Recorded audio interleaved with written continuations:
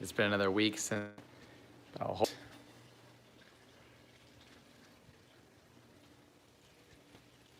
guys see me? Coming in loud and clear? If it's working. Hello. Am I live? Can people see me? Oh, think we've solved the issue.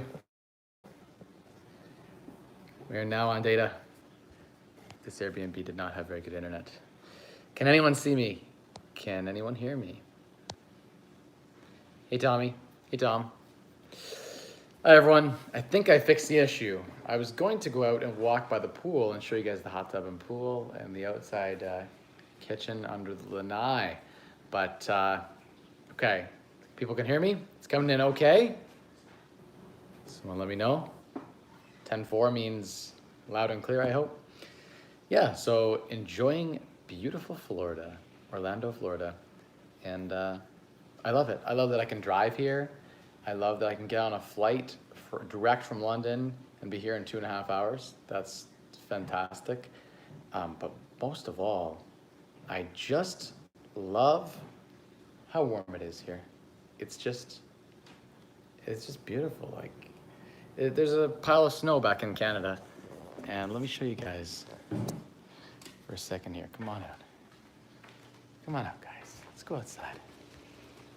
Oh, ho, ho, ho. We're gonna cook up. We're gonna grill up as soon as the live stream's done.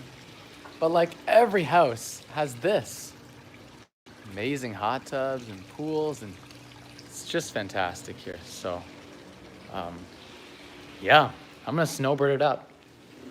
I'm in a position where I can do whatever I want, right? And that means, should I restart the stream, by the way? I don't know if it's glitching out. I got a text saying they couldn't join, but I don't know. We'll see. Can people see? Okay, so the first question is, should I restart this stream and start again? I'm just gonna not. So if you're watching the playback and the first 39 to 40 seconds were terrible, my apologies. But as Gary Vee says, better just to produce content than to try to focus on producing quality content and producing nothing. So if you're thinking about getting into a deal, just go do it.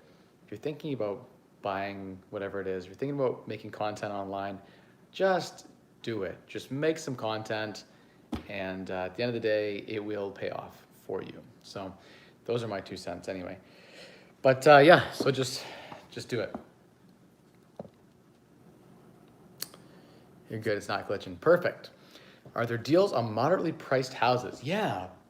So I've been looking at hundreds of properties. Now, I believe in the model of seeing 100, like physically going online and like looking through listings, hundreds of listings, then narrowing that down to like 10 that you analyze pretty hard, and then going to see 5 of those and then offering on one.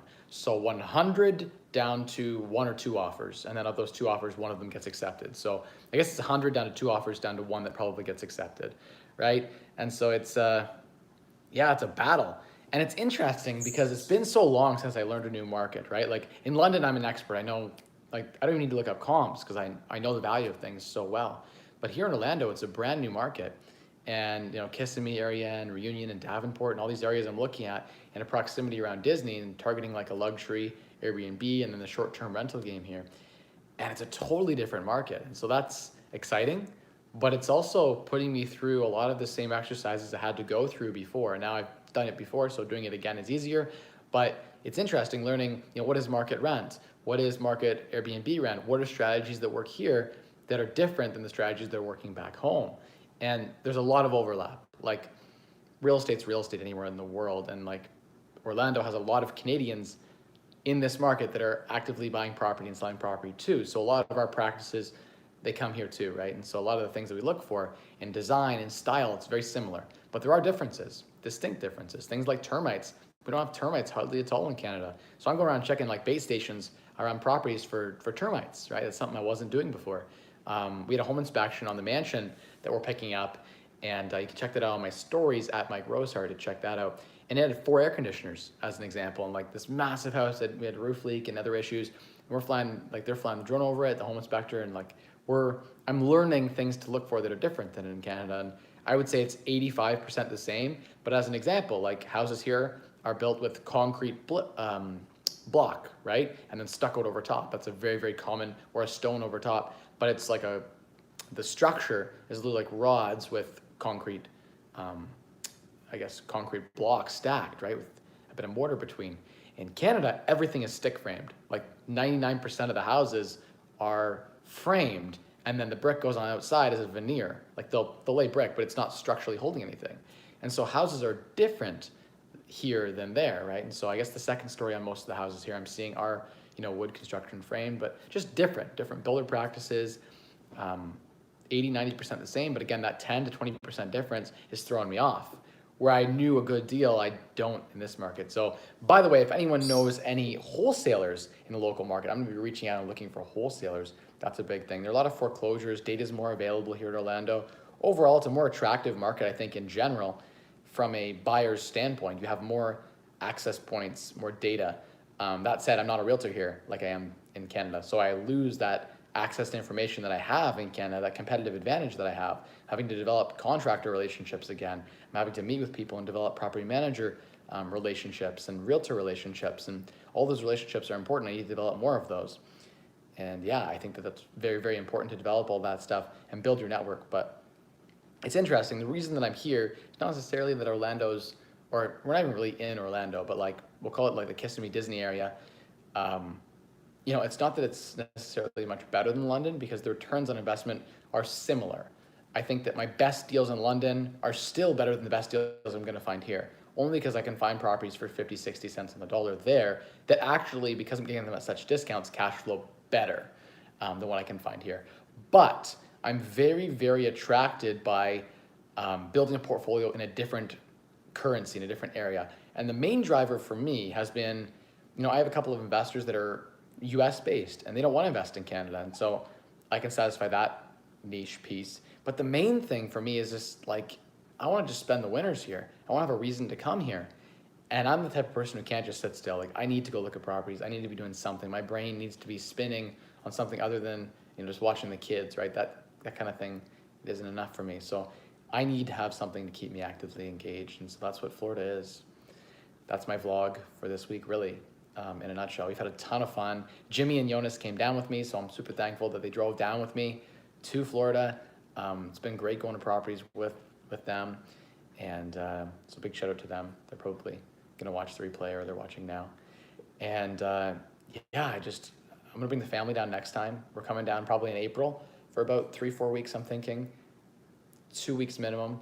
And I'm really excited to coordinate the renovation on the mansion that we bought down here. It's gonna be a luxury rental. We're gonna theme it out like Harry Potter and Hogwarts. It's gonna be really cool, like it's its own, kind of like the school, really, in a lot of ways.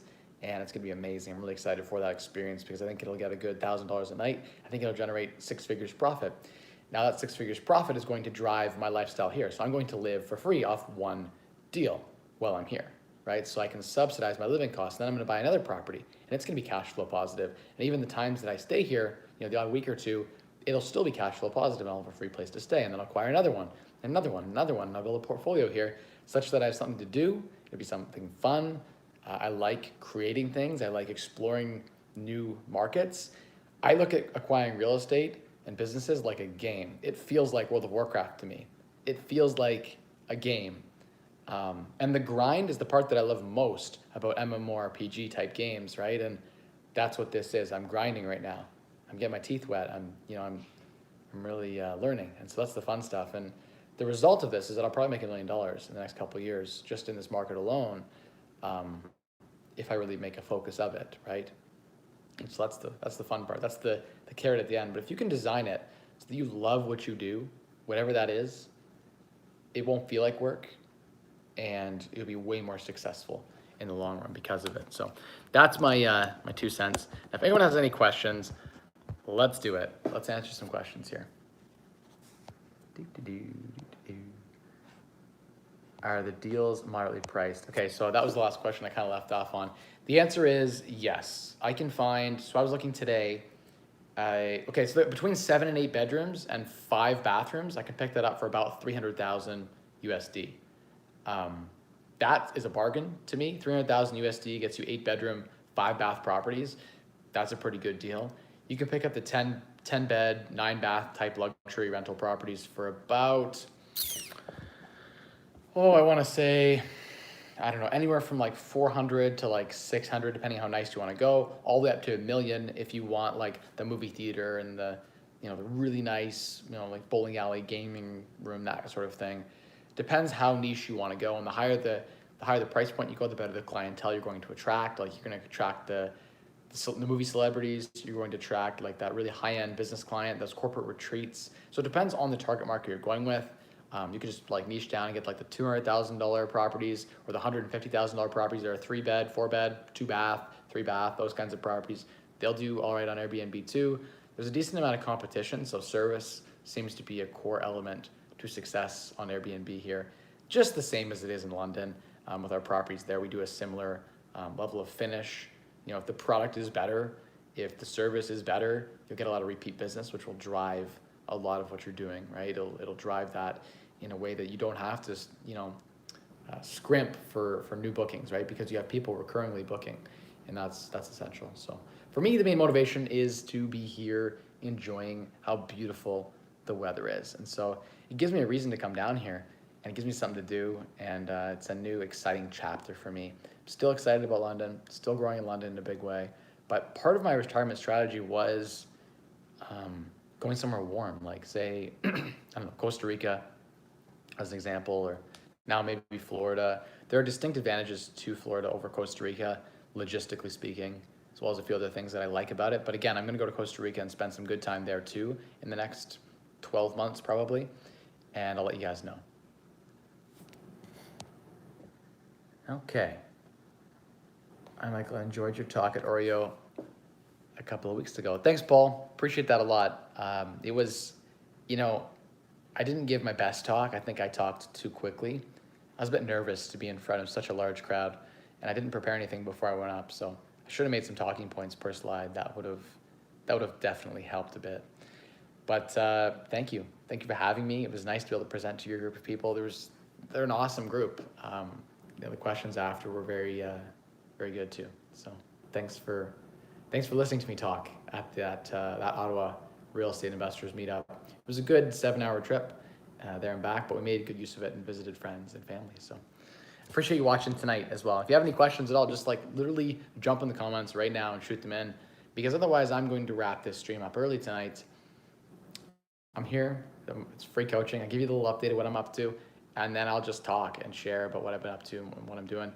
I have to get back. We're driving back this Saturday, I guess. I'll be back for Sunday in London because I have 2 deals closing in London. I bought a triplex for $180,000 just outside of London, which is closing soonish. We have a couple other deals closing actually as well. We have a duplex closing, and I actually have another single family closing for $180,500 on the 3rd of March. And so $180,000 for a detached single family house with potential for addition and all these types of things, to me is still value. So am I putting deals together in London? Yes. When there's 50 offers on properties, am I jumping on the MLS a ton? Not as much. If I do see something on MLS, I'm going quick with a no conditions offer and locking it up before it gets into a multiple offers situation. So for me, that's been a prime tactic, is just acting quick. London is at a it's very hot in London, Ontario right now. The market is such that there's not enough supply to meet demand. And so that's create quite a situation. There isn't that same issue here in Orlando, thankfully. It's more of a balanced market. And so I'm thankful to be in a market that's balanced, because that's nice. But yeah, in London, I'm still putting deals together. I think my level of deal flow is going to drop a little bit, not because I'm here, but just because in general, I don't have a desire to push like I did last year. I don't have, as much hunger in my belly. I think this year I'll probably do, to give you an example, 15 to 25 property deals in London for myself and my investors. Now, as far as like representing clients, Investors Choice Realty, AJ and I are going hard helping our clients buy properties. That's me being a realtor. Again, my job mostly is referral based, mostly is like high level discussion and blessing the deal at the end of the day. I don't do a lot of the showings or any of that stuff anymore.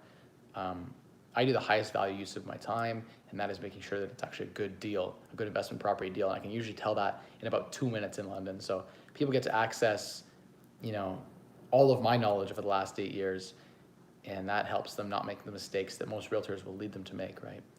And so yeah, in that part of the business, I'm sure we'll do another 20 or 30 deals. I have 5 or 10 properties I'll be getting rid of, just some investors who want to, sell off and cash out. The market's hot, and so I've always been of the mentality that you should never be afraid to sell a property. Everything is always for sale. My entire portfolio is always for sale, but I do believe that there are certain properties I want to hold on to because they make good sense long-term. They're good fundamentals to it. At the same time, if someone offers me 105% of market value, and in this market right now, 5% over market value is not even that crazy of an offer. But if someone offered me 100% or 105% of market value, and that property at that market value was not 1% rule, which is like all the properties that I have pretty much, then I would choose to sell, especially if it was like a private offer or something to that effect. Yeah, of course, I'll always take the cash and run, because guess what? $50 now in your hand is better than zero or some fictitious number in the future. So I'm all about taking your profits off the table. When I win a big hand, or I'm gambling or something ever, which I don't gamble because I don't believe in gambling, but if I was and I get a big win, I take my money and I walk. Most people keep playing. That's a mistake. I take my profits off the table. Maybe I'll just take my principal out of the game, put my profits back in. That's just the type of investor that I am. So I'll refinance out in real estate. I'll sell my real estate portfolio. I'm not afraid to rebalance my portfolio when I think a property or stock is overvalued, right? I do the same thing in real estate. So did a video on that. You guys can check it out if you haven't watched it before, but you should rebalance your real estate portfolio. At certain times, you'll find that properties don't fit in your portfolio. I actually bought a property, sold the property 2 years later, and then bought the property back a year later. So I've sold properties and bought them back. Now that's a lot of transfer costs, but believe it or not, it actually made, at the time, the reasons that I did what I did, it actually made a lot of sense, because the time that I sold the property, I took the money out and I bought 4 more properties, and then I grew those, and then I bought that property back at a decent deal. There was an issue that kind of creeped up with the property, and the fact that minimum wage jumped 40% in Ontario, rents actually went up 40%. So the building was more valuable to me by about 30 or 40% now that rents had changed. And so I bought the property back at a bit of a discount. So I'm not afraid to buy or to sell real estate at any time. And I'm always about cashing out. I don't believe to go all in real estate. I think it's good to have a diversification of assets. I don't want to have just one property. I want to have a lot of properties that are producing cash flow. So let's go to the live Q&A and see where we're at. Are you worried about the transfer of cash to the US? Do you have a exit Canada fee to move it from one company to another? So Tom, I actually have a connection with, there's a company that works directly on the trading floor with Goldman Sachs, and I can get very good transfer rates from Canadian to US if I move more than 500,000 to $1 million or so. So I do it in large chunks when I'm moving my money or investor money over, and that just saves us a bit of money on the transfer fee. But yeah, is the currency great? It was a couple of weeks ago. It was about 129.9, between, it's around $1 to 75 cents roughly. But yeah, does it eat you a little bit? Yeah. But at the same time, every dollar I'm making in US is like 1.3 Canadian, right? Or a little bit more. So I make $100,000 down here, and that's like 130, 140,000 back in Canada. So my returns are like a little bit higher too, which is kind of cool. My plan is to keep the currencies separate. So I'll build a portfolio in USD, mostly, believe it or not, with a little bit of my money, but mostly with borrowed capital that I'll then refinance and pay back. And so that's been my strategy here to build wealth. Is when the currency is good, I'll bring some over, but it makes more sense to borrow, I think, and use that currency to invest in the same currency. It gives you a bit of a hedge, effectively. So yeah. Are A-lenders funding deals in Orlando? Yes. TD Bank does in Canada. RBC Bank does in Canada. I think CIBC does a little bit, but I know for sure RBC and TD do. There are lenders who are okay investing in this market, and there are a ton of companies in the US that if you put 25% down would happily back you, especially if you have assets like I do and income like I do. So it definitely isn't impossible to do. But if you can't, just partner with someone, right? Find someone in the United States who has good earning potential and partner with them. It's a great way to do it. Get across a lot of those loopholes. Okay. Would you have one property cash flow around $500 to $700,000 or $500 to $700 for an $800,000 mortgage, full BRRRR back, or property cash flowing, or more property cash flowing for $800,000? I'm confused. I'll read that question again. So would you rather have one property cash flow for around $500 to $700 and an $800,000 mortgage multifamily, or full BRRRR? I'm trying to break this up into multiple questions. I think that's what you're asking. So, and first off, $800,000 property cash flowing $500 to $700 a month is terrible. That is like a really bad return on your money. If you get like an $800,000 mortgage means you have like $1 million property. So $1 million property cash flowing $500 to $700 a month, that's terrible. But I will say that BRRRRs are great. So you can pull your money out. A BRRRR by definition means you've made more than like what, 25% on your money automatically? No, if you put 20% down, it's about 100% return on your money. A BRRRR means you bought a property and you're able to refinance all of your down payment out. So that means that you've made 100% return on your down payment. That's a great deal. No matter what the cash flow is, that's a good deal. You buy something, you get it reappraised at high enough value, you can pull your whole down payment out, and what's left in it is just pure equity. That's your down payment. Yeah, that's a huge win. Definitely, if you can find a BRRRR. BRRRRs are hard to find, and they're even harder to execute on effectively. So yeah, I mean, everyone wants a BRRRR, but it's very hard to execute on them. That's the challenge. If everyone was BRRRRing, people would be doubling their money every 2 years in real estate, right? You could do it, but you got to become a master in your area. Be a master in something in the real estate market. You got to have access to deal flow in a market. You got to either be that or a good renovator, or you have to be in a really appreciating, fast-paced market where things are appreciating so fast that it's lifting for you, it's gentrifying for you. It's the worst way to invest in real estate because you have no control. I'd rather be in control and be investing for a flat market, and if there is appreciation, bonus. If there is gentrification, bonus. But I'm not relying on that. I'm assuming it's zero. So that's just my strategy.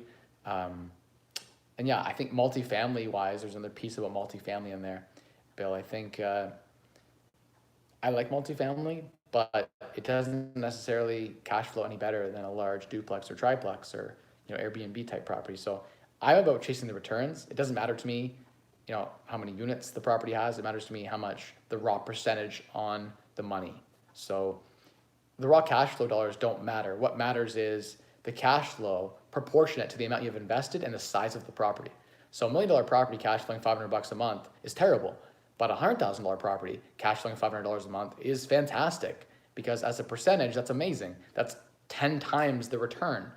The $500 a month cash flow on the $1 million property and the $500 cash flow on the $100,000 property, there's a 10x return. It's 10 times better. So that's, yeah, I mean, obviously I prefer percentage return. That's the most important thing.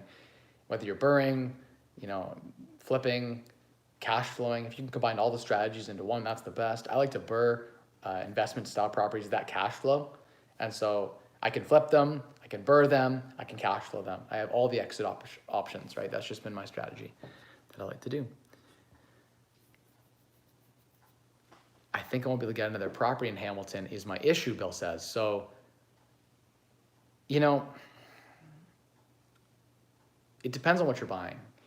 You could find a way to buy more properties if, again, you could refinance the capital out of that property, then you have down payment to buy a second one, and hopefully the income from the first one plus your day job is enough to qualify for the second one. If you're buying the right kinds of properties, that cash flow, then you should be able to qualify for the second, third, and fourth. It should get easier as you go because the cash flow from the first and second and third are actually helping your ratios. If the rental income is bad, then they would not help your ratios. They would hurt your ratios because they wouldn't be enough to service the debt. My rule of thumb was back in the day, double your mortgage payment. If it can rent for double your mortgage payment, typically it'll help with the lender, but there are better rules of thumb than that even. Would you buy a 7-unit at around $110,000 a unit that cash flows around $400 a month on purchase, but has potential to bump up to $2,500 a month over the time in an A and B class area? Tommy, at my stage in the game, I totally would.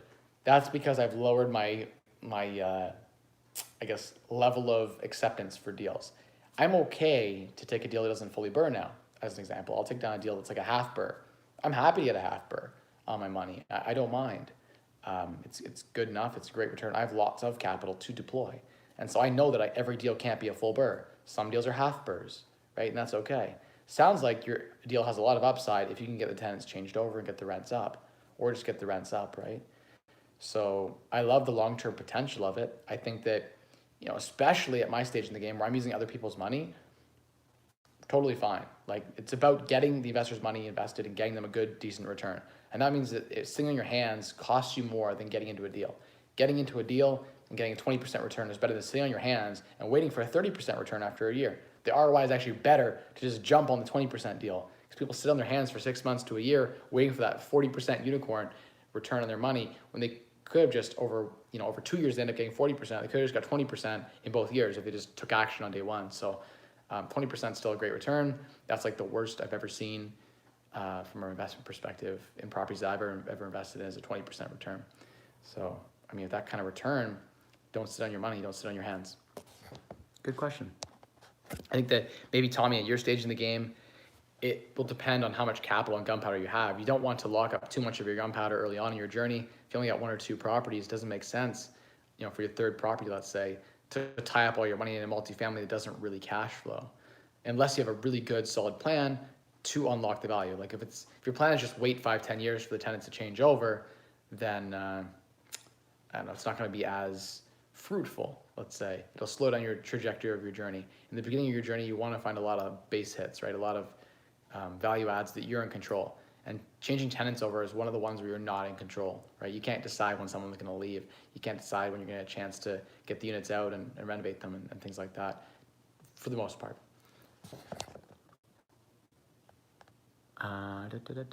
Hey, Mike, just hopping on. I drove down to Orlando a few weeks ago because the flight was canceled.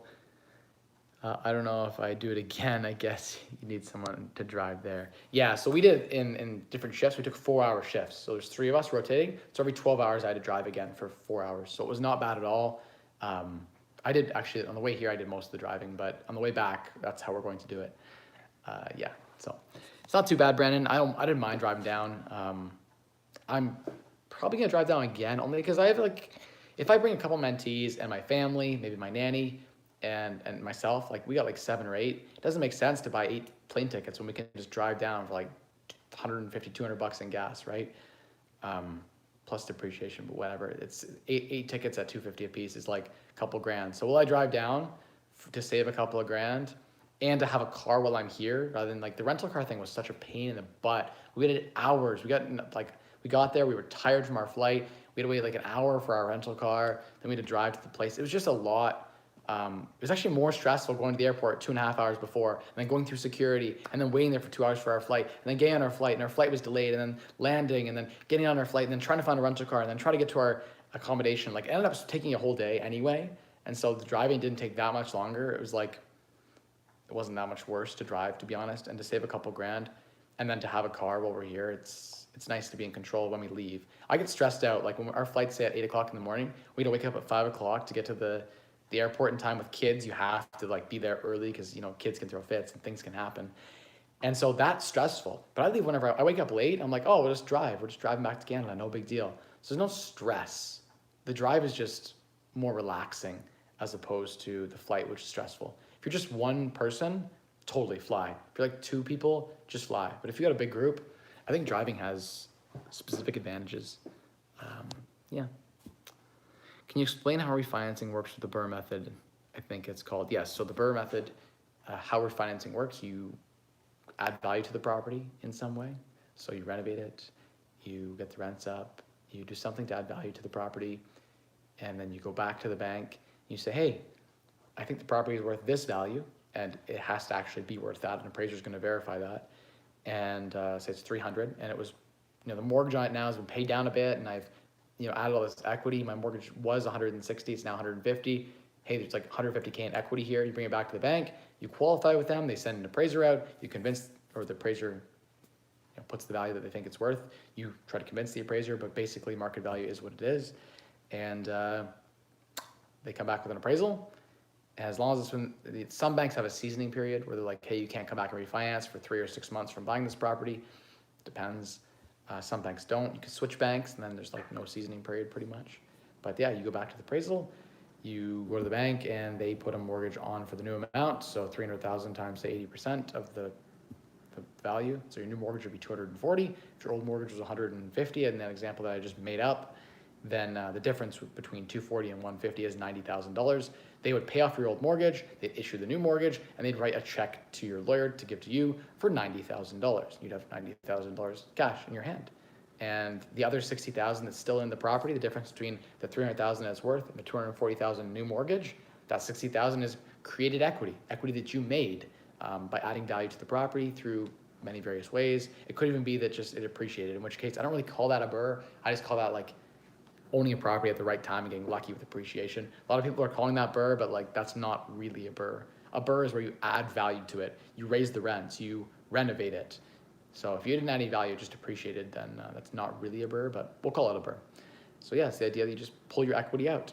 And when you pull that equity out of the property, your mortgage payments go up a little bit, but now you have $90,000 to invest and buy more properties with, or invest in something that presumably will give you a better rate of return than the 3% mortgage attached to that money. That $90,000 you got, it costs you now basically 3% built into the new mortgage. So you're gonna pay, what's 3% on 90 grand? That's like $2,700 a year. So a couple $100 a month now to have access to another $90,000. That is your own money that you've borrowed out of the property and use the bank's money now.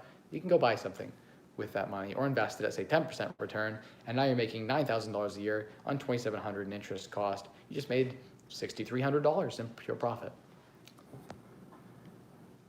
Does refinancing break your 5-year term, and do you pay a penalty? Tom, if you did a 5-year term, yes. In most cases, it would break your term.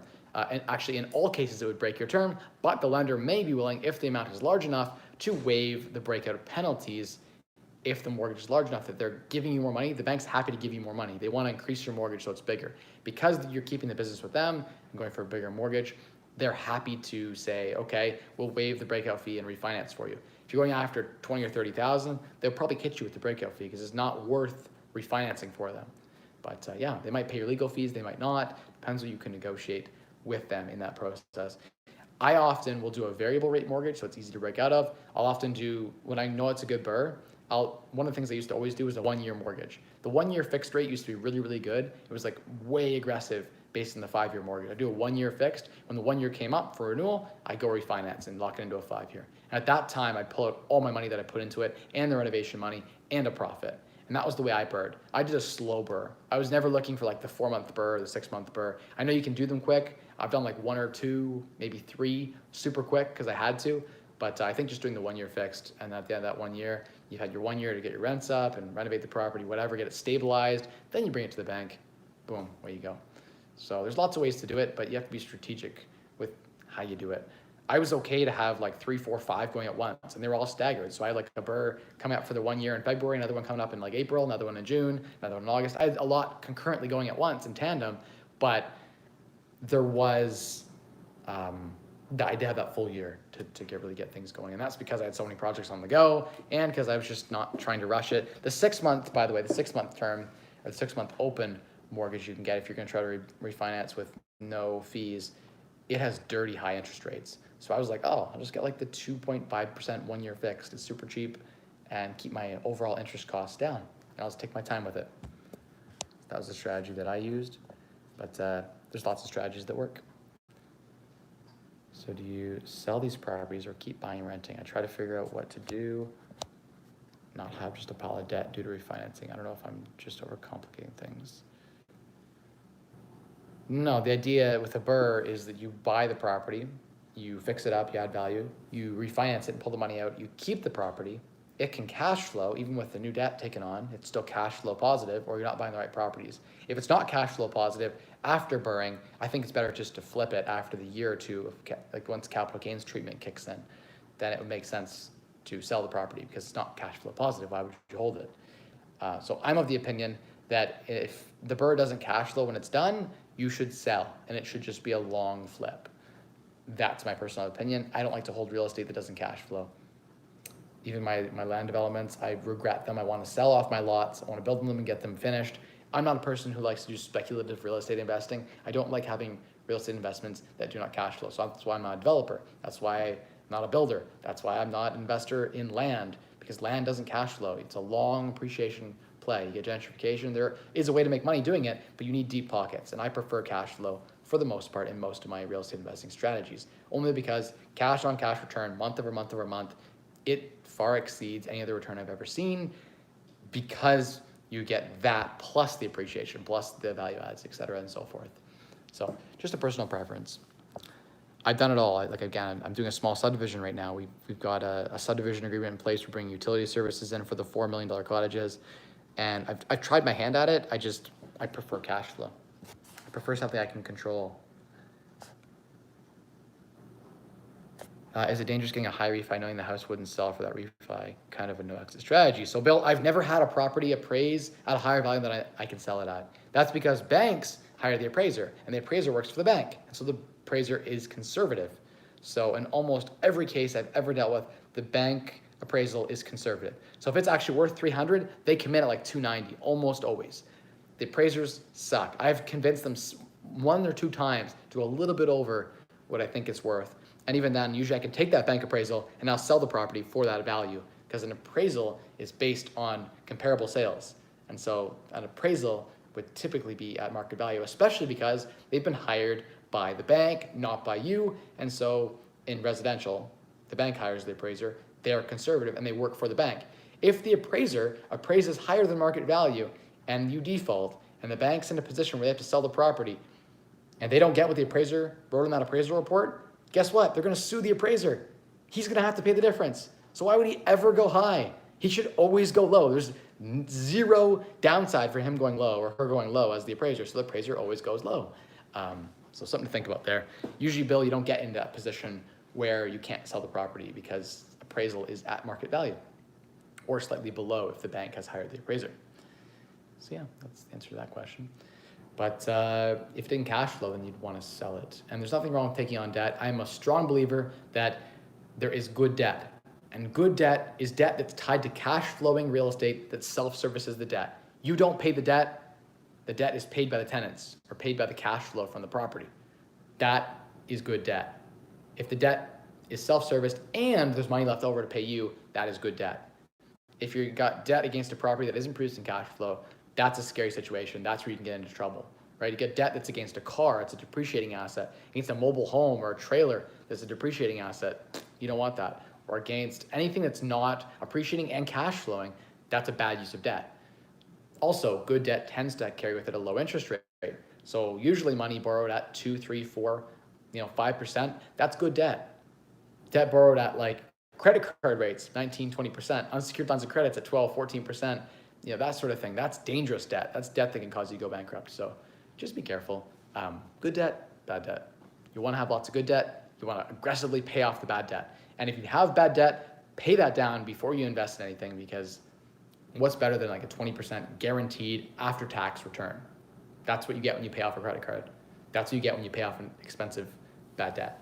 So my 2 cents. I'm gonna wrap this up pretty soon. It's just getting kind of ranty. Have you ever changed a 100 amp service to a 200 amp trying to get a real rough cost? No, I haven't had the need to go from 100 to 200. In those situations where I need more amperage in my multifamily conversions, do you know a little secret that I found out? Gas dryer and a gas stove. Just tie off your gas lines. Then you don't need the extra amperage. Even if I have a fuse panel system where I don't even want to upgrade, I have a 60 amp system, I'll put in a 2 gas stoves, a gas dryer. I'll cut back the amperage that I need, and then the 60 amps just fine. And so often I'll save thousands of dollars doing that. But typically when you go from 100 to 200, it's going to be a couple of $1,000s, depending on what the outside meter base looks like as well. There are tons of factors that go into play. Just get a couple electricians to give you a quote. A panel swap typically is like $1,200 to do a panel swap if the outside meter base is all right, but it could be thousands if the outside meter base needs to be updated as well. So I'm not an electrician, just I've hired a lot of electricians to work for me on my properties. Hey Mike, I currently own free and clear 300K property. I don't want to lock it, but I'm currently pending on second investment. Do you think a loan at 4.75, 15% down is good? Single family, 17% return on equity. Seems decent. Is there also maybe a bit of an upswing? That would be even better. Sounds like a good deal. Go after it, Sean. It's better to get into a deal because you get some appreciation too. You get some other stuff that'll bump your ROE up a bit of a tad, but 17% is not amazing, especially 15% down, but it is, I mean, it's probably a base hit. Depends on your location, on your area. Hey, no problem, happy to help. Did you take out an IVLOC just to throw it into the market to earn returns in excess of the line of credit payment? It's like a 3.9% interest and dividends can earn more. I think that I did do that. I think that wasn't a prudent use of capital. I think it's better. I did it, put it in real estate when I was 19, but when I was 18, I was day trading with, yeah. So I think that trading against stocks, no. It's probably not a good use of your money. The amount you're gonna make too, like let's say you took like $40,000 on a line of credit and put it in the stock market and you made like an 8% return on average, which is what most traders make over like a long period of time. You might get lucky and make 10, 20, 30% in 1 year and then lose 10%, 20%. But remember, losses are felt twice as great as stocks gains, right? So let's use a real example. You have a dollar stock, you buy it, it's one share at $1. The stock drops 50%. What's it trading at? 50 cents a share. Now the stock grows, it climbs, 50% gain. What's the stock at? It goes down 50%, comes out 50%. What's it at? Most people say it's break even. No, it's not. It went down 50% to 50 cents. It went up 50%. So it went down 50%, went up 50%. Went down 50% to 50 cents, went up 50% to 75 cents.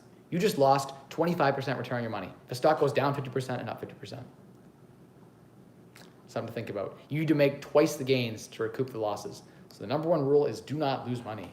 And with stock investing, it's very hard to control the losses. I guess you can put stop losses on the stock, but still it feels like, the rate of return isn't guaranteed in stock investing. And dividend stocks do pay, a lot of the dogs, the TSX type stocks, check out dogs of TSX. It's a great investing strategy where you pick up the dogs in the market that pay, high yields on their dividends. And you can get like a 6, 8, 10% return, I would say consistently over a long period of time. But there will be years where you're down. So you can imagine, Shaylin, where there's an issue, you borrow $40,000 and you're paying 4% interest on that the whole time, and you're getting a maybe 4% dividend, so you break even.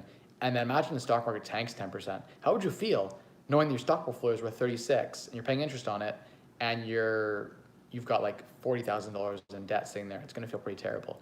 The difference, you're talking about the difference, what is it? Let's say you get a 7% return and there's a 4% cost of debt. You have a 3% spread.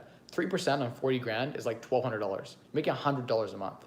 I would say it's a waste of your time to go through all that effort and take all that risk to make $100 a month on average. For $100 a month, frick, just go like tutor on the side for 2 hours a month. People are trying to squeeze out, like, if you don't have a lot of capital to invest, it doesn't really matter. Like, it doesn't even matter. People ask me, what do you invest in? I have $20,000. I'm like, $20,000 isn't a lot of money. It doesn't matter what you invest in. A 10% return, a 5% return, the difference on 20 grand is like nothing. Over the short period of time, it doesn't really matter what you're investing in.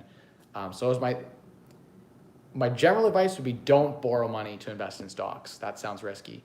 Unless you really need the tax write-off, in which case I could see the advantage to getting a dividend income and then having the tax write-off of the interest income. So you could do it. You could make it like $100 a month like we just figured out there, but is it worth your time?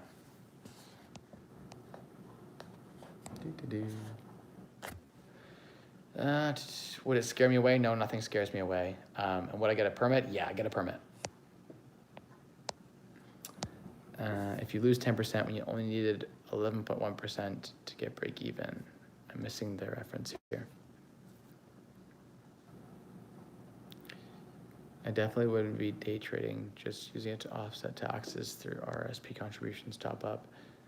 Okay, fair enough. Then yeah, I mean, there's nothing wrong with using that line of credit for that purpose. Just be careful and cognizant that it's not your money. It's someone else's money that you borrowed from the bank, and you have to pay that money back.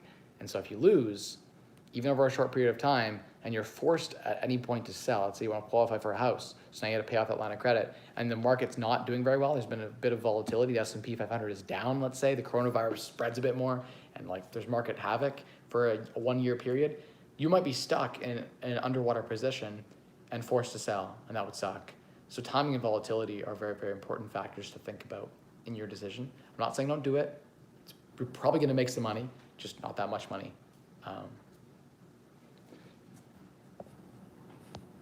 Any other Ontario markets other than London that you're investing in right now? So just outside of Sarnia, investing in like sort of a Plumpton, Wyoming area too, like between Grand Bend and Sarnia, in that area on the water, I'm investing a little bit. St. Thomas, I'm also investing in, which is just south of London. So in the area of London, I'm investing, and in Orlando, and that's it. I have no other areas that I'm interested in investing in. It takes hundreds of hours of commitment to become proficient enough to invest in a market without partnering with someone who's an expert in that market. So that amount of time, I don't have the time to learn another market. Right now, I'm happy with just knowing these two markets and niching down. I think that's the better way to do it than trying to buy a property in every single market. Better to get more in a dense location. I'm also afraid of the area I live in. All the rent and houses are really expensive, but it's a poor town. Okay, something to think about. It's definitely a factor. I think I got all the questions here. If I got all the questions, then I'm gonna go out and make some dinner. I'm gonna grill up some dinner. Future Wiz thing. All right, everyone. With that, I'm gonna end this live stream then. Yeah, it sounds like you have a safe, prudent investment strategy here. You put it into the dividend king. Sounds like you put it into blue chip type, steady, consistent dividend paying companies. Oh, it's raining. Boo. You guys hear the rain? It's actually kind of peaceful. It's better than snow. What's for dinner? We're going to have rice, chicken. We're going to grill up some chicken. We're going to have some corn on the barbecue going there. There it is. Yeah, it's going to be good. And then I'm going to watch a movie or something. Actually, I'm going to rep open my laptop right there and head up another 100 listings and then prepare to see about 10 more tomorrow. So, Sean, I lost your question at 7:49. I'll jump up and see if I missed it.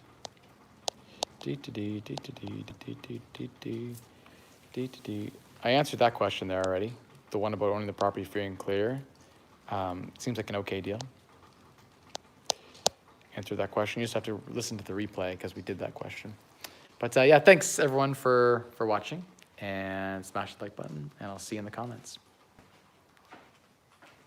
Oh yeah, can't forget, at the end of every episode, what do I say? What are the 3 levers to controlling your wealth, to building your future? 3 things you can do: spend less, earn more, and maximize returns on the difference. Those are the only 3 levers you have: what you spend, what you earn,